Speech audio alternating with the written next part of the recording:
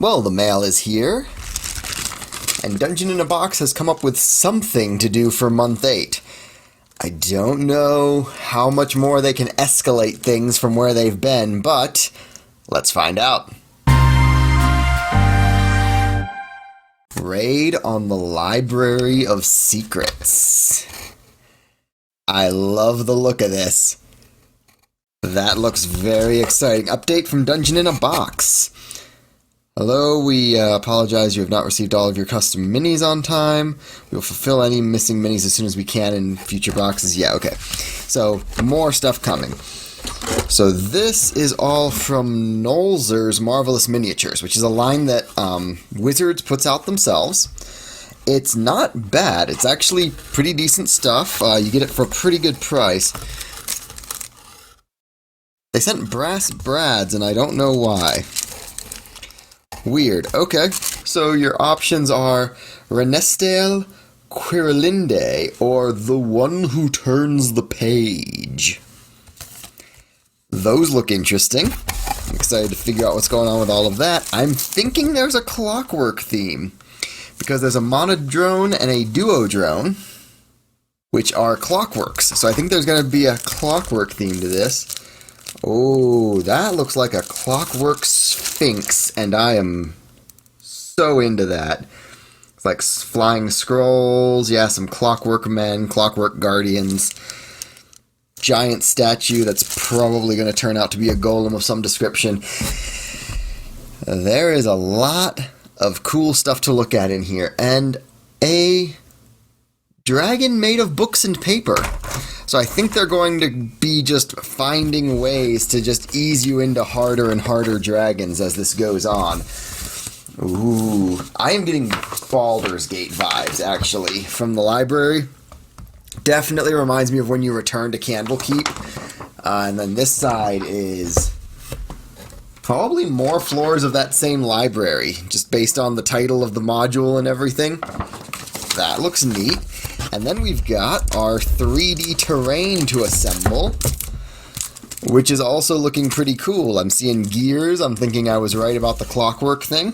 And that's everything that came in this box. So I'm going to go ahead and read through my booklet, see if I can figure out how to assemble these pieces, and I will tell you what I think after the break.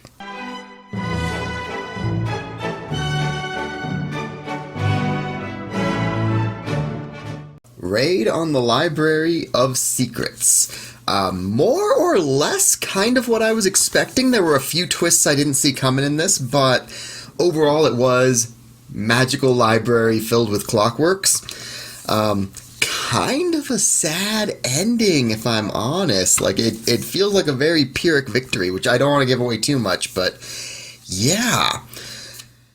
So, the theme and the tone are great. It does the magical library thing really well. It actually does a really good job of giving you a lot of various rooms and giving them each a unique function that feels organic to a library setting, which I really liked. I feel like library is one of those settings where it would be real easy to go, here's a room full of books, and then you go through the door, there's a room full of books, and on your left there's a door to a room full of books, on your right you see a door into a room full of books, and then in front of you there's a door to, you guessed it, a room full of books. And this does a really good job of coming up with better theming and better specific rooms that clearly at one point served a function and served to kind of differentiate the encounters as you go through.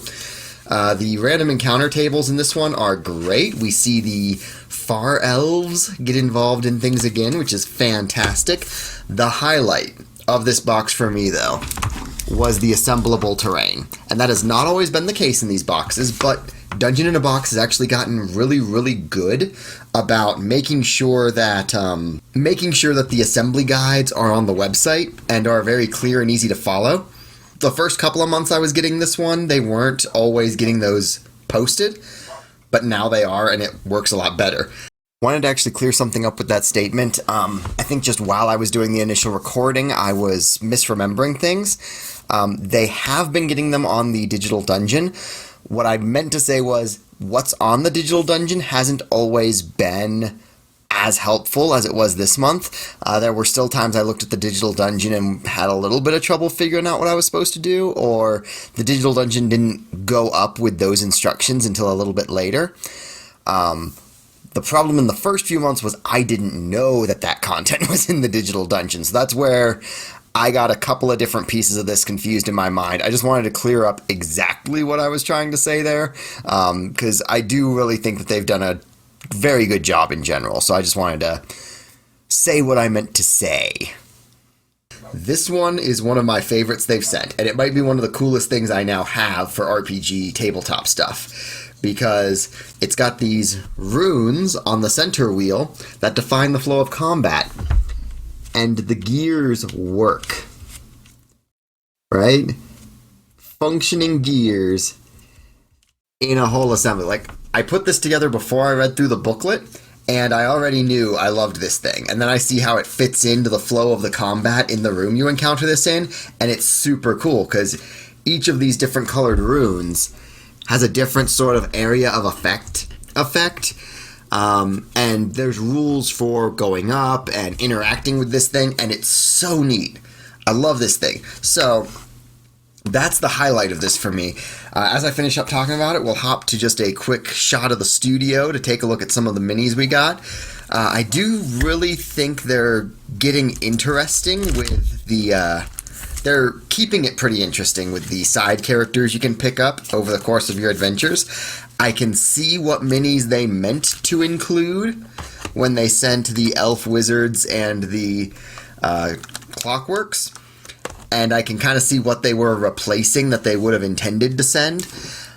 Same time, they are cool minis that I will probably use. Nolzur's is a pretty good product line, so yeah, overall, I think this has been really a good one to get.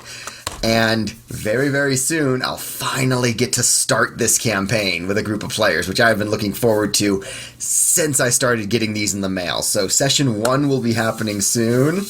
I'm so excited for that to happen. So, hopefully you enjoyed the video. I'm going to enjoy this when we get to it, I am sure. It is... I don't know if it's an escalation in difficulty so much as it is...